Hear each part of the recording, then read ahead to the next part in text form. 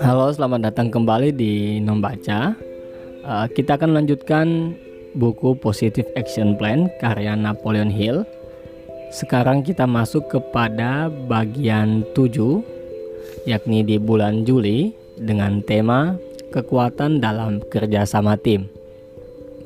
1. Kecuali Anda tentara, Anda dapat memperoleh hasil lebih baik dengan meminta dibandingkan yang Anda dapat dengan perintah. Tentara menggunakan berjam-jam tiada henti untuk melatih orang mengikuti perintah tanpa pertanyaan. Kualitas yang sangat penting untuk seorang prajurit. Namun, di kehidupan sehari-hari, segala sesuatu tidak bekerja seperti itu. Pemimpin-pemimpin bisnis, politik, dan sipil telah belajar bahwa orang biasa akan mengerjakan tugas dengan luar biasa bila mereka diminta, bukan diperintah untuk bekerja. Bahkan, dalam mengatur orang lain, Anda akan mendapat jauh lebih banyak jika mengubah setiap perintah dengan permintaan. Kalimat seperti, "Apa Anda tidak keberatan?" atau "Bisakah saya minta bantuan Anda?" akan menjamin kesuksesan jauh lebih sering daripada memojokkan orang yang bekerja untuk Anda. Dan bila Anda memerlukan bantuan dari orang-orang yang tidak bekerja pada Anda akan menemukan mereka lebih memberi tanggapan kepada permintaan daripada perintah. 2. Tidak seorang pun yang mampu menunjukkan arah kecuali dia tahu bagaimana mengambil arah dan melaksanakannya. Kualitas kepemimpinan yang diperlukan adalah mengembangkan kemampuan untuk mempengaruhi orang lain dalam menggabungkan tujuan mereka dengan tujuan Anda dan tujuan perusahaan. Kecuali Anda sendiri dapat bekerja sama dengan orang lain dalam mengejar tujuan bersama. Anda tidak akan pernah mampu mempengaruhi mereka untuk membantu Anda mencapai maksud Anda. Pemimpin-pemimpin yang efektif mengenali nilai-nilai bekerja sama, dan mereka belajar bagaimana mengikuti petunjuk sebelum diberi kepercayaan dengan tanggung jawab atas kinerja orang lain. Pemimpin yang baik menunjukkan dengan teladan bagaimana ia mengharapkan orang lain berperilaku. Meskipun tentara dilatih untuk mengikuti perintah tanpa bertanya, pemimpinnya selalu memimpin mereka dalam pertempuran. Anda tidak dapat mendorong orang lain untuk mengikuti contoh Anda, tapi Anda harus menarik mereka untuk mengikuti Anda. Ketika Anda menunjukkan dengan setiap perkataan dan perbuatan Anda bahwa Anda adalah orang yang berkarakter, orang yang bekerja untuk kebaikan yang lebih besar bagi seluruh organisasi, orang-orang Anda akan mengikuti Anda. 3. Kerjasama dengan keinginan kuat menghasilkan kesuksesan, sedangkan kerjasama yang terpaksa berakhir pada kegagalan. Tidak ada peradaban yang berdasarkan pada perlakuan tidak adil terhadap rakyatnya dapat bertahan lama. Seorang tirani dapat memaksa orang lain bekerja bersama-sama untuk sementara, namun kekuasaannya tidak akan bertahan lama, hanya bila orang-orang dihormati sesuai dengan yang mereka layak terima. Maka mereka akan dengan kerelaan hati menciptakan dan memelihara kesuksesan organisasi dan masyarakat. Bila Anda membangun sebuah perusahaan atau organisasi berdasarkan pada kesetaraan dan keadilan untuk setiap anggota, Anda telah membangun sebuah kekuatan yang abadi. Cara terbaik untuk mengokohkan komitmen dan kerjasama yang tiada henti dari orang lain adalah dengan sederhana menerapkan peraturan emas di atas. Ini adalah teori manajemen yang paling sukses dan bertahan lama. Bila Anda memperlakukan orang lain seperti Anda ingin diperlakukan di dalam situasi mereka, Anda akan menciptakan kesetiaan dan kerjasama yang antusias. Tetapkan standar yang tinggi bagi diri Anda dan orang lain. Perlakukan mereka dengan baik, biarkan mereka mengerjakan pekerjaan mereka, dan mereka akan menciptakan mukjizat untuk Anda. 4. Cobalah memberitahu bos Anda tentang hal-hal apa yang Anda suka, dan lihatlah bagaimana ia dengan senang hati akan membantu Anda menyingkirkan hal-hal yang tidak Anda suka. Baru-baru ini, sebuah langkah besar telah dibuat untuk mengubah hubungan kuno antara para bawahan dengan para atasan. Pada akhirnya kita belajar bahwa bila kita fokus pada pelayanan yang lebih baik untuk klien dan pelanggan kita, seluruh karyawan dan pimpinan akan menang. Bila Anda memulai fokus pada apa yang baik pada perusahaan Anda, bukannya pada apa yang tidak Anda suka, Anda akan tertegun betapa cepat Anda akan mendapat tanggung jawab yang lebih besar. Dan segera Anda akan mengajari bawahan-bawahan Anda bagaimana mengerjakan pekerjaan lama Anda. 5. Kerjasama yang bersahabat akan jauh lebih banyak membantu Anda daripada keributan dimanapun. Bila Anda memperlakukan pesaing-pesaing Anda dengan kesopanan dan hormat seperti yang ingin Anda dapatkan, semuanya akan menanggapi dengan baik. Dan hasilnya adalah industri yang stabil, produktif, dan menguntungkan. Di pihak lain, sebuah industri atau pasar yang dipenuhi persaingan yang tidak etis dan keji akan hancur dengan sendirinya. Bila Anda ditanya bagaimana produk dan jasa Anda jika dibandingkan dengan milik para pesaing Anda, berbicaralah dengan rasa hormat dan sopan akan musuh-musuh Anda. Namun gunakan pertanyaan untuk mengalihkan pembicaraan pada perusahaan Anda dan produk Anda. Akuilah beberapa hal yang baik tentang pesaing Anda, kemudian lanjutkan bicara Anda.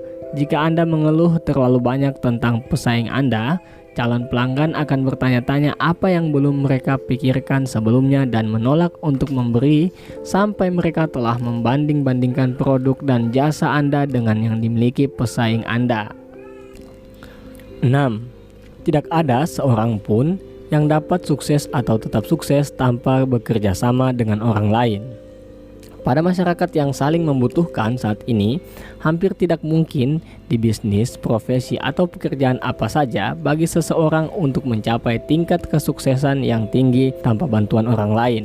Cara terbaik untuk memperoleh kerjasama yang bersahabat adalah dengan memberi untuk orang lain. Bila Anda membiasakan diri untuk mendorong orang lain dan membantu mereka supaya maju dalam karir mereka, maka kebaikan Anda akan terbalas di saat Anda membutuhkan bantuan mereka. Berilah dengan murah hati dan Anda juga akan mendapatkan balasannya. 7. Kerjasama harus dimulai dari kepala departemen jika hal yang sama diharapkan juga dilakukan oleh bawahan. Ini juga berlaku untuk efisiensi. Di banyak perusahaan besar, jumlah waktu dan energi yang disia-siakan untuk permusuhan antar departemen sangat besar. Manajer-manajer yang bersaing dengan rekannya di dalam perusahaan menghabiskan banyak sumber daya berharga yang seharusnya digunakan untuk memenuhi misi perusahaan untuk melayani pelanggan dengan lebih baik. Lebih parah lagi, hubungan antar karyawan yang buruk dapat menyebabkan perusahaan kehilangan kesempatan. Dampak terburuk yang tidak akan disadari dalam waktu bulanan atau bahkan tahunan. Entah Anda adalah kepala departemen atau staf karyawan paling baru, Anda dapat sangat membantu perusahaan Anda dengan menolak ikut terlibat di dalam perselisihan dalam perusahaan Anda. Bersainglah dengan diri Anda sendiri untuk mengerjakan pekerjaan terbaik yang dapat Anda kerjakan daripada bersaing dengan orang lain. 8. Kerjasama yang bersahabat tidak pernah merupakan bagian dari pekerjaan jahat. Ia bekerja pada sisi yang lain. Hubungan manusia yang paling mulia yaitu hubungan yang dibentuk dengan semangat kerjasama dan keselarasan. Kerjasama dalam banyak cara adalah perwujudan fisik kepedulian dan perhatian Anda kepada rekan-rekan Anda. Ketika Anda bekerja dengan orang lain dengan semangat kerja sama yang bersahabat, Anda berperilaku sesuai dengan prinsip-prinsip dasar sebagian besar agama dan semua masyarakat yang sukses. Setiap orang kadang-kadang merasakan sakit hati karena cemburu atau iri hati. Biasanya disertai oleh dorongan untuk menimbulkan masalah atau kesulitan bagi orang-orang yang tidak kita sukai. Orang-orang yang sukses telah belajar untuk mengendalikan dorongan-dorongan seperti itu. Mereka tahu bila mereka berkonsentrasi pada tujuan-tujuan mereka dan membantu orang lain sepanjang jalan, mereka pada akhirnya mencapai tujuan mereka. Tidaklah mudah untuk selalu menjadi orang bersahabat yang mau bekerja sama, namun pada akhirnya Anda akan mendapatkan hasilnya sesuai dengan jerih payah Anda. 9. Kerjasama yang bersahabat selalu mendapat imbalan yang setimpal karena kerjasama tim yang seperti ini menciptakan sikap mental positif yang tidak kenal dengan rintangan. Di setiap usaha yang kita jalani, rintangan-rintangan selalu ada. Kadang-kadang rintangan tersebut muncul dalam bentuk masalah teknis, kadang-kadang dalam bentuk perselisihan antar anggota tim tentang langkah terbaik apa yang perlu diambil. Jika Anda telah memberi teladan dalam inisiatif dan komunikasi yang terbuka, Anda akan menemukan bahwa tim Anda memiliki sumber daya mental dan semangat untuk mengatasi masalah semacam ini. Sekelompok orang yang mempercayai pemimpin mereka dan rekan-rekannya tidak akan membuang-buang energi untuk berbuat apa saja demi gengsi.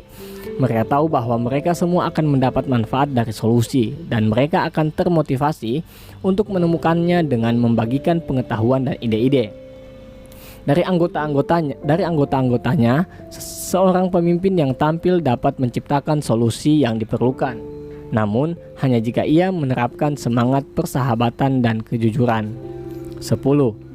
Orang-orang yang tidak dapat menentukan arah tujuan dengan baik tidak akan mencapai kesuksesan. Jika Anda adalah seorang pekerja yang tidak bertanggung jawab dan suka berdebat serta tidak mau menerima perintah dari orang lain, Anda ditakdirkan untuk tetap menjadi karyawan tingkat terendah di perusahaan Anda. Sebelum Anda mengharapkan untuk mengatur orang lain, Anda harus belajar mengatur diri sendiri dan hubungan Anda dengan orang lain secara efektif, terutama dengan orang-orang yang berada di posisi tinggi di dalam organisasi. Kecuali Anda dapat belajar bagaimana mengatur hubungan Anda dengan bos atau atasan-atasan Anda sendiri, Anda tidak akan pernah dapat mengatur hubungan Anda dengan bawahan-bawahan Anda. 11. Ingatlah bahwa orang lain dapat menyakiti hati Anda jika Anda mengizinkannya. Tidak ada seorang pun dapat membuat Anda emosi tanpa izin Anda. Anda sendiri bertanggung jawab atas perasaan dan emosi Anda. Bila Anda tahu apa rencana Anda untuk hidup Anda tidak akan mengizinkan situasi yang menyebalkan untuk menghalangi langkah Anda dari mencapai tujuan Anda. Jika Anda telah menetapkan tujuan ambisius bagi diri Anda sendiri dan mengerjakannya dengan antusias, Anda dengan cepat akan menyadari bahwa Anda tidak memiliki waktu bagi pengganggu-pengganggu sepele untuk membuat Anda kesal yang menahan Anda dari tujuan Anda. 12. Jika Anda menghubungi teman-teman Anda hanya jika Anda butuh sesuatu, Anda segera akan mendapatkan diri Anda tidak memiliki teman. Ada banyak kebijaksanaan di dalam pepatah kuno. Jika Anda ingin memiliki banyak sahabat, jadilah seorang sahabat. Persahabatan berarti memberi tanpa mengharapkan balasan apapun. Orang yang sukses dan sibuk tidak pernah mencari teman-teman baru. Jika Anda ingin menjadi teman mereka, Anda harus berusaha berteman dengan mereka. Buatlah mereka tahu bahwa Anda tertarik kepada mereka sebagai manusia, bukan pada apa yang dapat mereka lakukan bagi Anda.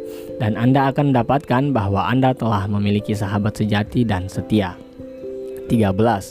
Persahabatan yang baik harus saling memberi dan menerima, bukan hanya menerima. Sahabat-sahabat Anda akan menjadi seperti sikap Anda dalam menjalin persahabatan.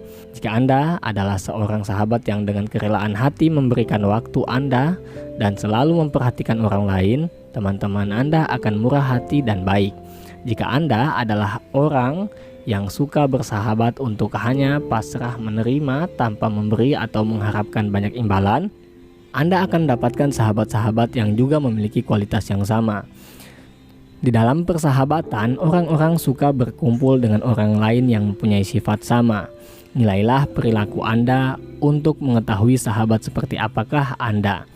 Apakah Anda seseorang yang Anda inginkan untuk dijadikan seorang sahabat? Apakah Anda memberikan dengan keikhlasan lebih banyak daripada balasan yang Anda harapkan? Ataukah Anda selalu menerima tanpa pernah memberi? Apakah Anda mempunyai waktu untuk tetap berhubungan, untuk mengingat peristiwa-peristiwa sahabat-sahabat Anda? Bila Anda begitu tenggelam dalam kepentingan Anda sendiri sehingga Anda melupakan sahabat-sahabat Anda sudah pasti akan menjadi orang yang tidak memiliki sahabat. 14. Jika Anda hanya mengharapkan pertemanan, jadilah orang kaya. Jika Anda mengharapkan sahabat, jadilah seorang sahabat. Tidak ada yang sehebat uang untuk dapat membuat Anda menarik dan diperhatikan orang-orang. Namun, tentu saja orang-orang yang tertarik kepada Anda hanya karena apa yang dapat Anda lakukan bagi mereka adalah teman-teman, bukan sahabat. Anda mungkin memiliki banyak teman bila Anda kaya. Namun, apapun kedudukan Anda di dalam hidup ini, Anda tidak akan pernah memiliki sahabat sejati kecuali Anda menjadi sahabat bagi orang lain. Anda harus selektif di dalam memilih sahabat. Bersahabatlah dengan orang-orang positif yang menyukai Anda apa adanya, yang mendorong Anda menjadi diri Anda sendiri dan menjadi diri Anda yang terbaik.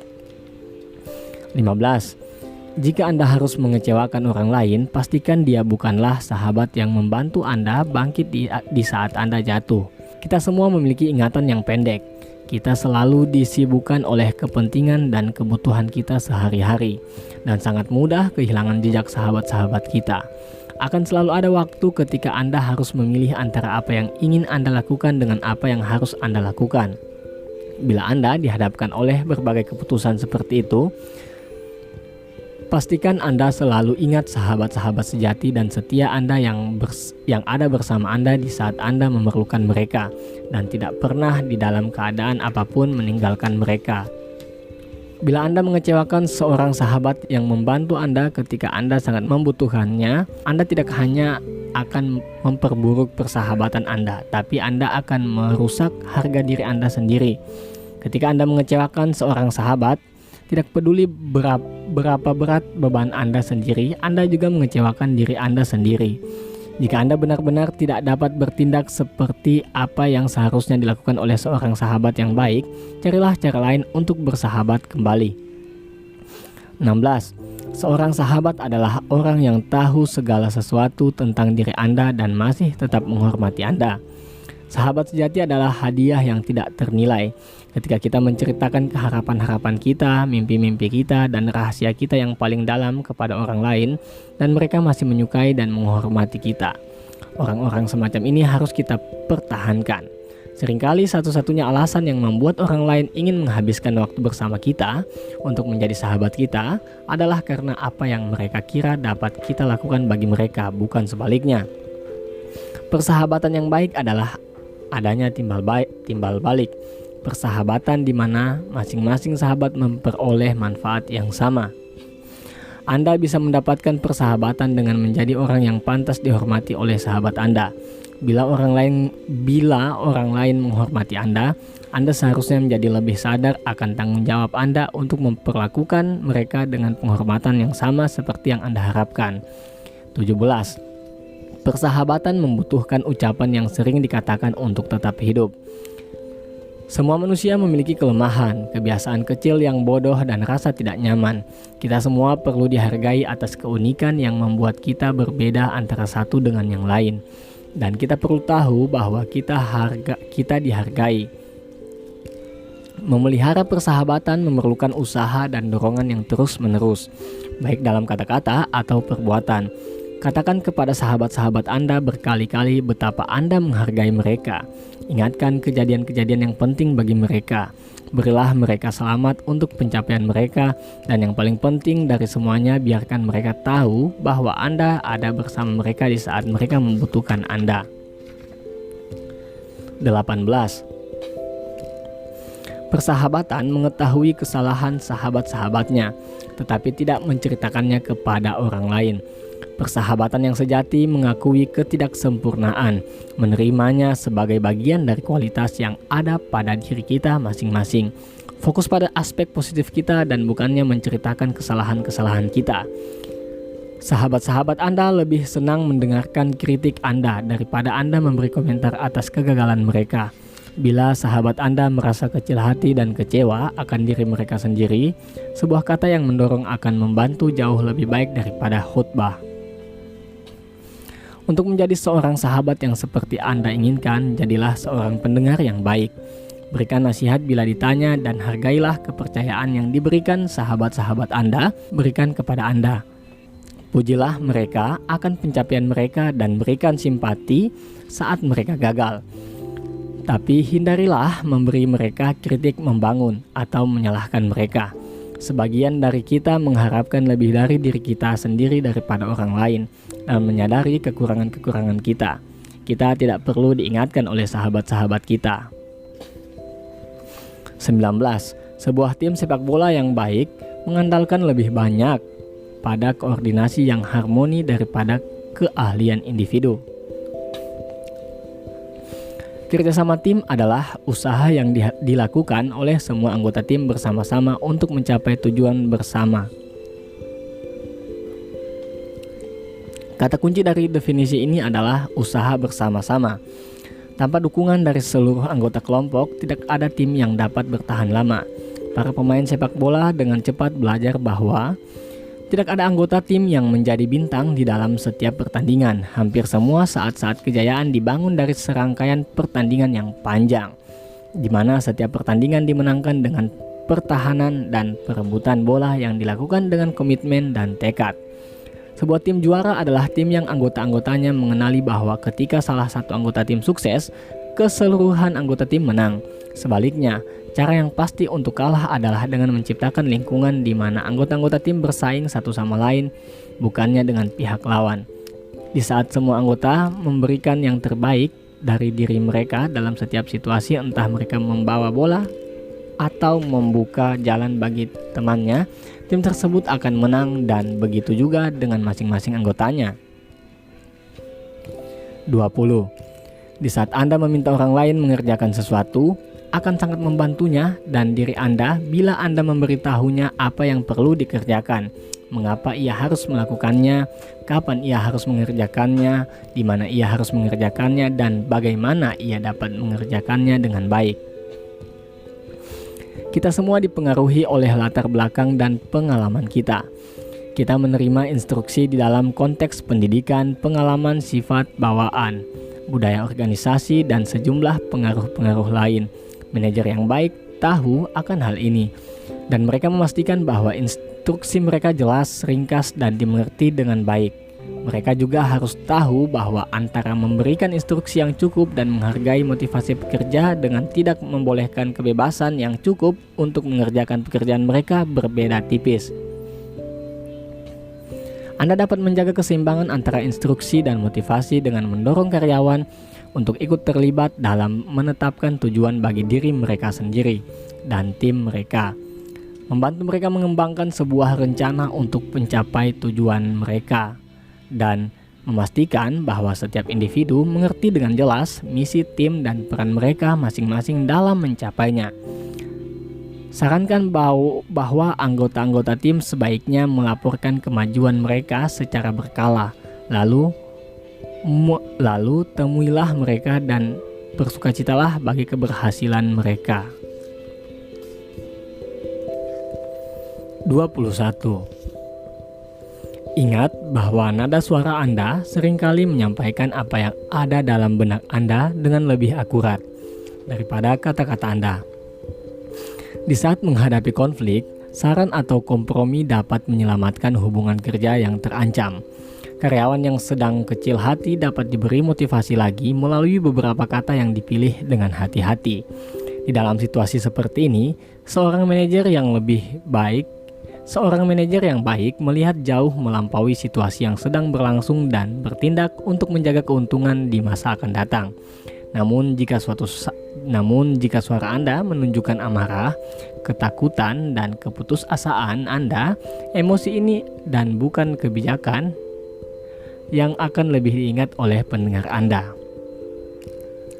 Orang-orang yang naik ke puncak organisasi manapun adalah orang-orang yang telah belajar mengendalikan emosi mereka. Ketika Anda memiliki posisi kepemimpinan, orang lain akan memperhatikan dengan cermat isyarat yang Anda berikan. Anda harus belajar mengatur diri Anda sendiri dan semua cara bagaimana Anda menyampaikan pesan-pesan Anda kepada orang lain jika Anda ingin mendorong mereka dan menunjukkan bahwa Anda peduli terhadap semua anggota tim. 22. Ada harmoni di seluruh jagat raya dalam segala sesuatu, kecuali pada hubungan manusia. Jagat raya kita memiliki karakteristik keteraturan dan harmoni. Namun manusia harus secara terus-menerus berjuang untuk mencapai karakteristik yang sama dalam sebuah hubungan. Pada kenyataannya, tampaknya manusia menyadari bahwa bekerja sama dengan orang lain bukanlah sesuatu yang alamiah. Orang-orang yang sukses telah belajar berenang melawan arus, melakukan pekerjaan yang tidak mau dikerjakan oleh orang lain. Mereka telah belajar bagaimana bekerja sama-sama bagi keuntungan seluruh anggota kelompok, mencapai harmoni di hubungan apa saja bisnis. Mencapai harmoni di hubungan apa saja, bisnis, pribadi, atau profesional, memerlukan kerja. Hiburlah diri Anda dengan menyadari bahwa Anda dapat menyelesaikan jauh lebih banyak dengan bekerja bersama mereka, bukannya bekerja melawan mereka. 23. Gesekan pada mesin menimbulkan biaya. Gesekan dalam hubungan manusia melemahkan semangat dan mengurangi uang Anda. Perselisihan dalam hubungan apapun sering memberi akibat keuangan yang tidak menyenangkan, namun jauh lebih menimbulkan beban pada manusianya. Jika Anda terlibat dalam hubungan yang memanas, energi fisik dan mental yang seharusnya dapat diarahkan untuk pencapaian positif disia-siakan dengan percuma, terbuang-buang untuk aktivitas yang tidak produktif dan penuh dengan stres. Sayang sekali, apapun penyebab gesekan antar pribadi memberi pengaruh yang tidak menguntungkan pada tiap-tiap orang yang terlibat. Ketika Anda mendapati diri Anda sendiri ada dalam hubungan perselisihan, ada sedikit pilihan yang dapat diterima. Hanya Anda sendiri yang tahu solusi terbaik untuk diri Anda. Namun, jika Anda secara adil menilai alasan-alasan Anda mengapa sampai terlibat dan alasan-alasan tersebut masih dapat diterima, langkah tindakan Anda yang terbaik mungkin adalah dengan menekan harga diri Anda dan mencari solusi yang dapat diterima oleh setiap orang yang terlibat. Jika Anda tidak melakukan ini, mungkin ini adalah waktunya untuk keluar dari kemitraan dan mencari langkah lain untuk menuju tujuan Anda. 24. Bila Anda tidak setuju dengan orang lain, setidaknya Anda dapat menahan diri untuk tidak bertengkar dengan mereka. Ketika Anda terlibat dalam perselisihan dengan orang lain, mungkin inilah satu-satunya waktu untuk tidak melakukan apapun daripada berbuat sesuatu. Ada alasan praktis untuk berbuat demikian.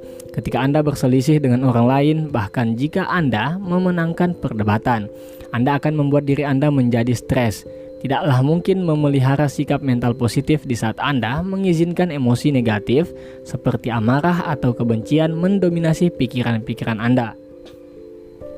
Tidak ada orang yang bisa membuat Anda gusar atau marah kecuali kalau Anda mengizinkannya.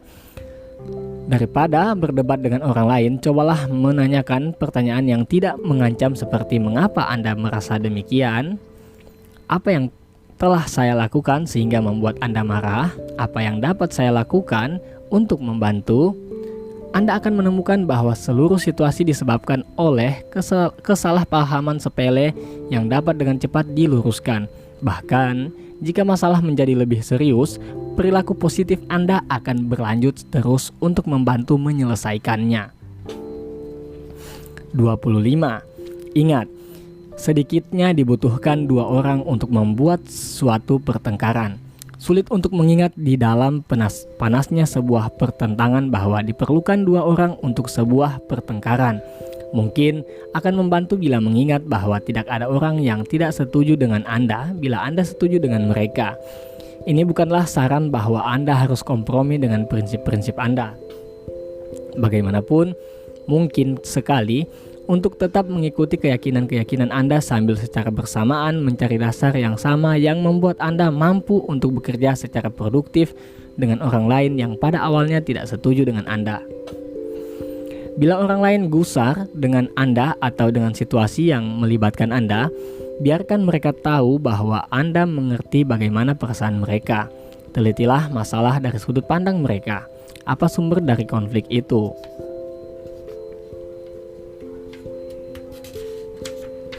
Bagaimana masalah itu dapat dipecahkan dengan cara yang memuaskan kepentingan semua yang terlibat? Bagaimana Anda telah memberikan andil pada masalah itu ketika Anda mencoba mencari solusi daripada mencoba untuk menyalahkan orang lain akan selalu memberi tanggapan yang serupa. 26. Kepercayaan yang saling menguntungkan adalah dasar dari semua keputusan hubungan antar manusia. Sebagian besar dari kita memiliki dua pertanyaan dasar tentang orang lain bila kita masuk ke dalam sebuah hubungan. Keduanya yaitu, dapatkah saya percaya pada Anda? Dan apakah Anda memang peduli dengan saya? Tergantung pada kesuksesan kita sebelumnya dalam kemitraan dengan orang lain, pribadi dan bisnis. Mungkin jawabannya tidak datang dengan cepat. Kepercayaan pada orang lain sering berkembang secara bertahap ketika orang-orang yang terlibat di dalam hubungan berusaha untuk saling meraih kesuksesan dan kebahagiaan satu dengan yang lain. Meskipun kepercayaan dan keyakinan adalah dasar yang membentuk semua hubungan yang sukses, keduanya rentan.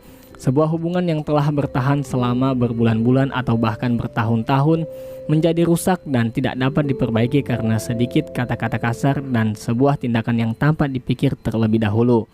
Jangan izinkan diri Anda sendiri untuk bertindak terburu-buru atau kehilangan kendali emosi Anda di dalam hubungan yang penting. 27. Seorang nelayan yang baik memancing dengan memasang umpan yang disukai ikan pada mata kailnya. Ini bukan saran yang buruk bagi mereka yang ingin sukses di dalam hubungan antar manusia. Seperti halnya di dalam sebuah percakapan, merupakan ide yang baik untuk lebih banyak mendengar daripada Anda berbicara.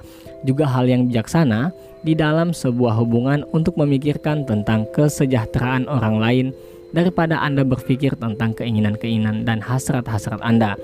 Bila Anda secara terus-menerus berusaha keras untuk memperlakukan orang lain dengan cara yang sama seperti Anda ingin diperlakukan oleh mereka, Anda menjadi orang yang disenangi oleh orang lain untuk berteman, orang yang memperoleh hormat, kepercayaan, dan kesetiaan. Ketika Anda belajar mengatur emosi dan ego Anda, dan bila Anda belajar untuk selalu mempertimbangkan kebutuhan dan keinginan orang lain, tidak diragukan lagi, Anda menaruh umpan pada mata kail dengan kebaikan dan pertimbangan dan menangkap lebih banyak teman daripada yang Anda pikirkan. 28. Orang-orang yang menciptakan pertemanan yang baik di antara orang lain tidak akan kekurangan sahabat. Bila Anda memiliki sahabat yang berusaha mempererat persahabatan dengan orang lain, pikirkan betapa beruntungnya diri Anda. Di masyarakat saat ini yang tergesa-gesa, dinamis, dan serba praktis, orang-orang yang seperti itu sangat jarang sekali. Dengan beban karir, keluarga, dan langkah hidup terburu-buru sehari-hari yang kita pikul, sebagian besar dari kita hanya memiliki waktu yang sedikit untuk diri kita sendiri dan bahkan lebih sedikit lagi untuk sahabat-sahabat kita. Namun, kita tahu bahwa persahabatan yang diberikan dengan kerelaan dan diterima dengan rasa syukur merupakan hadiah-hadiah terbesar dalam hidup ini. 29. Semua sukses yang bertahan lama dibangun atas dasar hubungan manusia yang harmoni. Banyak dari kita yang tidak mampu bekerja sendiri, entah dalam karir kita, hubungan pribadi kita, atau di dalam kehidupan. Kita semua memerlukan orang lain jika kita ingin mencapai tingkat kesuksesan yang kita inginkan. Di samping itu, apalah artinya memiliki semua jika kita tidak memiliki orang yang kita pedulikan untuk kita ajak berbagi. Anda boleh memilih bekerja bersama orang-orang lain, Anda boleh mengabaikan mereka, atau Anda juga boleh memilih bekerja melawan mereka. Namun sukses yang terbesar di dalam hidup datang kepada mereka yang bekerja secara harmoni dengan orang lain. Bila tujuan pribadi Anda cocok dengan tujuan orang lain, tidak saja kekuatan perpaduan kerja akan menguntungkan Anda berdua. Namun kerjasama yang seperti ini juga menciptakan pengaruh sinergi yang membantu Anda mencapai jauh lebih banyak daripada seluruh jerih payah Anda sendiri. 30. Jika Anda harus terlibat dalam hubungan manusia yang bukan urusan Anda, cobalah menjadi pendamai. Anda akan menemukan bahwa Anda tidak akan masuk dalam persaingan. Ketika Anda berhadapan dengan sebuah konflik orang lain, banyak dari kita yang cenderung menghindari situasi daripada ikut terlibat. Jika kita memang mengizinkan diri kita ikut ambil bagian, biasanya dengan mengambil posisi seseorang yang mewakili orang lain. Tentu perilaku seperti ini memberi andil kecil untuk memecahkan perselisihan dan mungkin malah memperburuk masalah. Namun, jika Anda berusaha dengan tulus untuk membantu menyelesaikannya, Anda tidak usah heran jika Anda satu-satunya yang bisa membantu. Kita semua adalah individu yang kompleks dengan perasaan dan emosi yang kita sendiri sering tidak mengerti betul. Kadang-kadang keterlibatan semata oleh orang-orang yang tidak memihak cukup membantu menyelesaikan perselisihan. Namun, pastikan jika Anda adalah seorang penengah yang tidak harus memilih antara keinginan orang yang satu daripada yang lainnya. Berusahalah mencapai kompromi yang terbaik bagi masing-masing pihak. 31. Kekuatan yang tidak terbatas mungkin muncul di saat 2 atau 3 orang mengkoordinasikan berbagai pikiran dan tindakan mereka dalam semangat harmoni yang sempurna untuk mencapai tujuan yang pasti. Perencanaan bersama yang cerdas melibatkan 2 orang atau lebih bekerja bersama-sama dalam harmoni yang sempurna untuk mencapai tujuan yang sama. Persekutuan yang semacam itu menciptakan kekuatan super yang membuat setiap anggotanya mampu melakukan jauh lebih banyak daripada yang dapat dicapai oleh masing-masing orang secara sendiri-sendiri. Carilah pasangan perencanaan yang cerdas dengan hati-hati. Bergabunglah bersama orang yang memiliki kekuatan yang melengkapi kekuatan Anda. Jika Anda adalah orang yang menggunakan otak kanan, maka orang dengan sifat otak kiri yang cenderung memakai logika mungkin pasangan yang tepat untuk Anda, yang berotak kreatif. Kesimpulannya, carilah teman yang dapat berbagi nilai positif dan mempunyai komitmen yang sama dengan Anda dalam mencapai kesuksesan. Demikianlah tadi 31 kutipan inspirasional di bulan Juli ini. Semoga bermanfaat. Sampai bertemu di episode selanjutnya, yakni di bulan Agustus dengan tema kegagalan dan kekalahan.